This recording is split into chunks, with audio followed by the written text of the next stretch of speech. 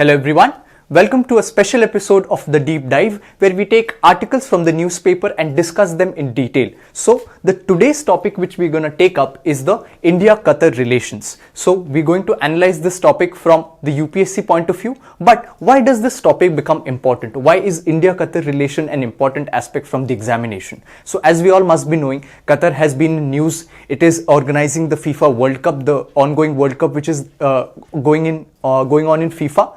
But in this backdrop, Qatar has also been alleged of sports washing. Now, what is sports washing? It is an act, one can say, of indulging into organizing of sporting events to catch attention and to divert attention from certain other malpractices that the country is practicing or going through. So this is the allegation. Some of these allegations are being leveled against Qatar, and apart from that, Qatar, having organized the World Cup, is also gaining international importance. So, from the examination perspective, we'll analyze the relations between India and Qatar, how they stand, what is the economical relations, what is the cultural relations, and we should not forget that the whole Gulf region, this is the Gulf region.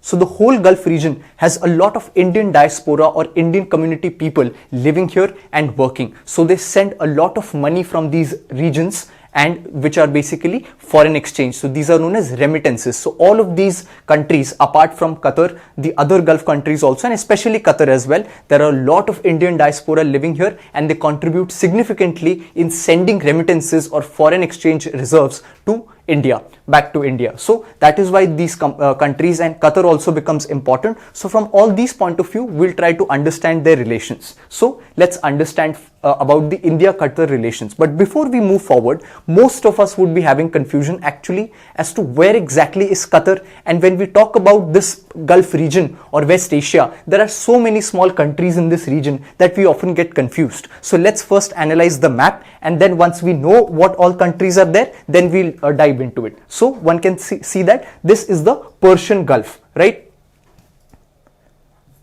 This Persian Gulf has many countries surrounding it. So in the north we have Iran, right? And then as a part of the Arabian Peninsula, this bottom region over here is known as the Arabian Peninsula. And on the bank of that, adjoining the Persian Gulf, are many small countries. So we have Kuwait over here, we have Bahrain over here as a small island, then we have Qatar, this thumb-sized country which we can see in the map is Qatar, and then we also have the UAE. This particular piece of land is known as UAE, where we have the famous cities of Abu Dhabi, Dubai, then this is the country of Oman, and below here we will have Saudi Arabia and Yemen. So these are the countries that make up the West Asian region, and the country which we'll be focusing on is Qatar. So as we can see, Qatar is right there in the Persian Gulf and is surrounded by the water body. This made Qatar have access to large portions of oil fields, natural gas fields, and this propelled Qatar to its stage of development and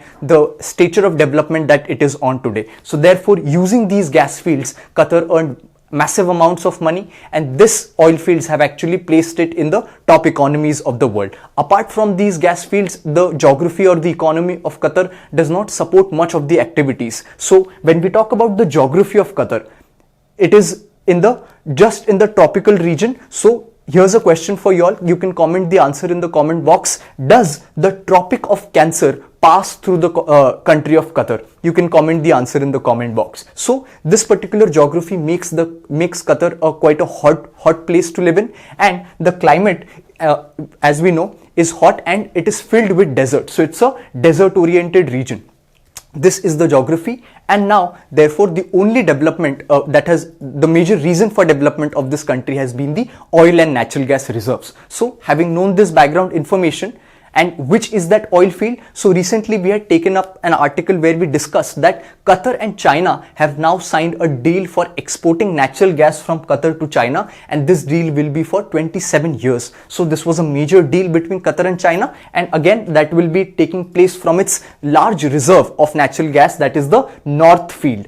So this North Field we had taken a look at, where the North Field is so large a reserve for natural gas that it accounts for at least 10% of the total natural gas reserves of the world. So this is the kind of reserve that Qatar is sitting on, which propels it to earn so much money in the global market. So this is the information with respect to where Qatar stands and why is Qatar there where it is, what are the reasons behind it. So now what Qatar is doing, Qatar wants to therefore diversify its economy from fossil fuels. It knows that in the coming future, the significance of fossil fuels will die down in few decades. That is why it wants to diversify its position and its investment, and that is why the hosting of the World Cup is also part of the strategy. So in this backdrop, let's look at how India and Qatar have been have a relationship with each other. So speaking in a background manner, India and Qatar have had a very good relationship over the years. So let's start with their economic relation. This becomes the spine for any two countries' bilateral relationships. So let's look at their economic relationship. So when we talk about trade taking place between two countries, so India's bilateral trade with Qatar in the year 2020 and 2021, which was the last year, was around $9.21 billion. This is the amount at which both countries shared a trade. And if we talk about the share of each country, so India's export to Qatar during this year was $1.28 billion. So India exported products to Qatar worth $1.28 billion, and India's import from Qatar was $7.93 billion. So we can see the disproportionate way balance over here, where 1.28 billion is India's export, which means that it is earning 1.2 billion from Qatar and spending around 8 million on Qatar to import items from it. So what will be the items we will be importing from Qatar? It can be quite logical. Qatar sits on oil fields and gas fields, so those will be the products which will be heavily importing from Qatar. So therefore Qatar is the largest supplier of liquefied natural gas to India and accounting for over 50% of India's global LNG import. So the major import that we do from Qatar is the liquefied natural gas, again because Qatar sits on it, and therefore Qatar is the largest supplier for India, right?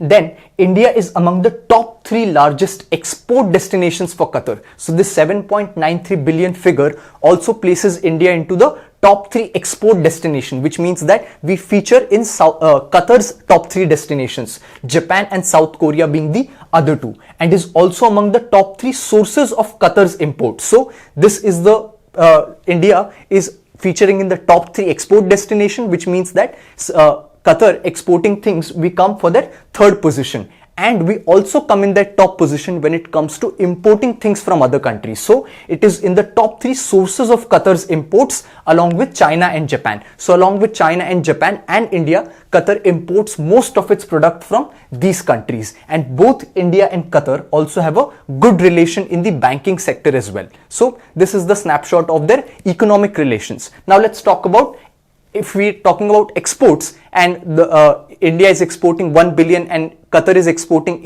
around 8 billion products. What are these products? So Qatar's key exports to India include, as we first saw, liquefied natural gas, liquefied petroleum gas, chemicals, petrochemicals, plastics and aluminium articles. These are the major products which Qatar exports to India. So what are India's key exports to Qatar then? They include cereals. Since we saw it's a desert region, so there would be food scarcity, so they would be importing mainly food grains, so cereals, copper articles, iron and steel articles, vegetables, plastic products, construction material, textiles, garments and other things. So these are the products which one can say are not procurable in their own economy, are imported, and India supplies these products to Qatar. So this is the product specification of who exports what and which country needs what. So that is on the export side. Then we look at cooperation in the field of energy. This would be the primary field where both countries would indulge in, because Qatar has energy to supply and India, which has such high demands for consumption of energy, needs a lot of energy. So therefore Qatar is the largest supplier of LNG to India, and India imports around 50% of its needs, as we saw. And besides LNG as well, India also imports ethylene, propylene, ammonia, urea and polyethylene from Qatar. So various other chemicals which are which work as raw materials for other industries are also imported from Qatar. So therefore, as we see, the balance of trade continues to be heavily in Qatar's favor. However, there has been a substantial growth in India's exports to Qatar in the last few years. So this is the snapshot of the trade between them. And recently, the news that has happened on the investment front is that the Vice President of India, Venkaiah Naidu, when he was the Vice President, launched the India-Qatar Startup Bridge, a joint initiative that aims to link the startup ecosystems of the two countries and help their economies naturally. So mutually. This means that both of the countries are also working on ease of doing business between each other. And as a result of this, there has been a steady increase in the number of registered Indian businesses in Qatar, which has crossed the number of 15,000. So the number of businesses registered in Qatar, the Indian businesses, has increased in number. So this means that India and Qatar are working together on making their business economies friendly and palatable with each other. So in this case also, Qatar's FDI in India is in excess of 450 million US dollars, and there is great potential for increasing these investments. So on investment part also, both countries are indulging with each other.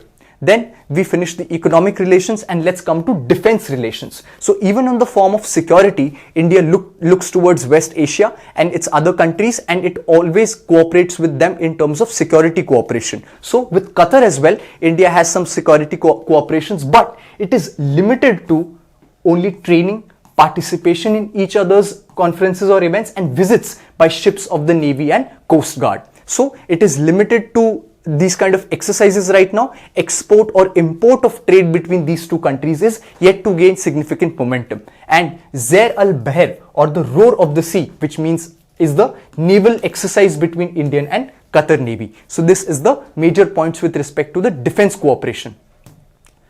Now let's come to cultural relations. As we saw, both countries have a sizable, Qatar has a sizable Indian population. Therefore, the cultural exchange between these two countries is also significant. So there are regular cultural exchanges between the two sides, and under the provisions of agreement on cultural cooperation that was signed between the two sides in 2012. Therefore, Qataris are to admire India's cultural diversity. So this is the agreement on cultural cooperation that was signed in 2012, which sort of inked and formalized the cultural relations between India and Qatar. And the year 2019 was celebrated as India-Qatar Year of Culture, as envisaged in the joint statement issued during the visit of PM Modi to Qatar.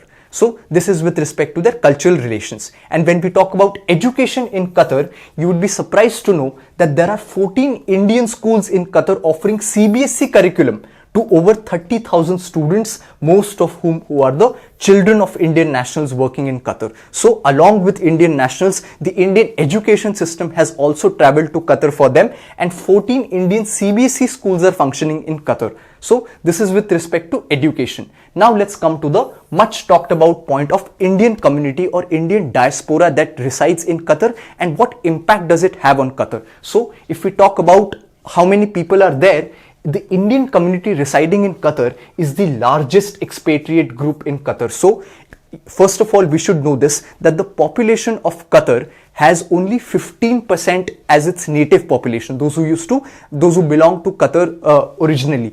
85% of the population of Qatar belongs to migrant population who have migrated from other countries into Qatar, and from those migrant population, the Indian community is the largest group, right, which is estimated to be around 700 million people. So this is not 700, this is 700,000 people, right? So they are engaged in wide spectrum of professions, including medicine, engineering, education, finance, banking, business and media, apart from a large number of blue collared workers. So the number of activities also which the Indian community is involved in is also very varied, and they are employed in almost every local establishment, government or private, and in various capacities, as we saw. And they are highly respected in Qatar for their sincerity, hard work, technical expertise and their law-abiding nature. So the presence of Indian diaspora in Qatar is quite significant, and therefore the remittance or the money that the Indian people living over there send back to India is also quite high, and they send around $750 million per annum. This is the amount of money that comes to India in the form of remittances, which is a significant figure.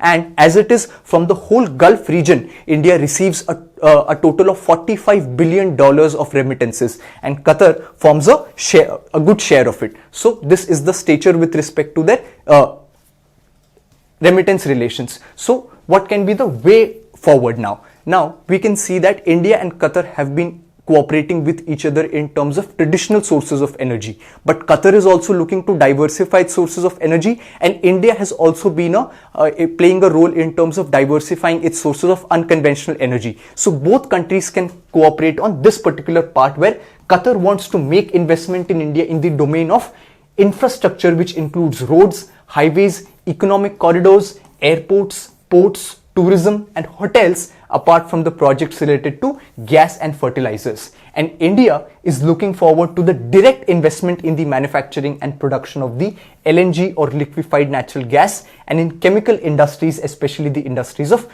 fertilizer, urea and petrochemicals. These are the areas which both countries can capitalize on with respect to the other country. So this was a discussion today on the India-Qatar relations, which the topic becomes important because Qatar is in news. So we tried to cover their important aspects. So we finish here, and we'll meet again next time with the important articles from the newspaper. Thank you.